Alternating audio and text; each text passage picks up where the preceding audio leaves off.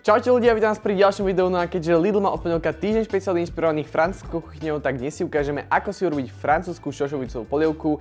No a môžeme ísť rovno na to a začneme tým, že si nakrájam takéto dve menšie cibule na drobno. Keď mám cibulu nakrájanú, zoberiem si olivový olej, ktorý si nalejem do hrnca a cibulu môžem prihodiť do hrnca. K cibuli pretlačím 5 stručíkov cesnaku. Ďalej tu mám dve mrkvy, ktoré si nakrájame na menšie kúsky. Samozrejme, treba ich aj ošúpať.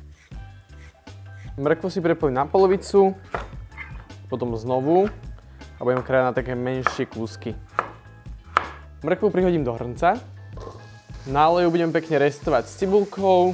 Mrkva pustí aj svoju peknú oranžovú farbu, či to je paráda. Ďalej si nakrájam a očistím jeden petržlen. A petržlen si nakrájam takisto ako mrkvu na také menšie kúsky. Petržlen dáme do hrnca. Všetko spolu ďalej pekne restujeme. Ďalej tu mám jeden por, ktorý som si rozdiel na polovicu, aby sme si mohli strieť poriadne vymyť pod vodou. No a prepolený por nakrájame na menšie kúsky. Rovno por hodím do hrnca taktiež.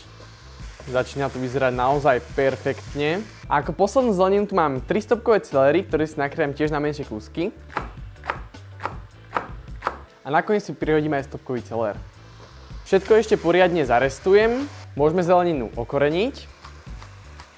Trochu osoliť, ale ja budem prilievať vývar, čiže nie až tak veľa soli. Ak by ste prilievali iba vodu, tak treba ju trochu viac soliť. Ďalej prihodím 2 bobkové listy a ešte jednu čajovú lyžičku tymiánu. Takto poriadne. Všetko ešte premiešame. Keď už mám všetko tak udusené, premiešané, zarestované, tak môžem pridať ďalej 100 ml červeného vína. Ďalej prisypem už rovno 350 g šošovice.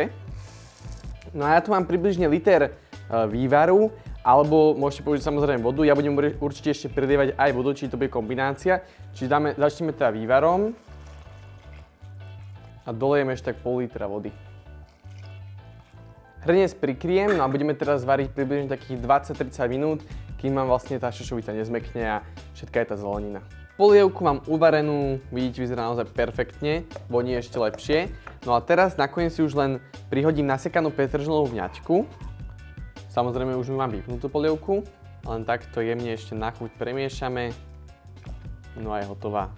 Polievku mám hotovú, vyzerá naozaj perfektne, no a hotovú polievku už nakoniec len ochutnám.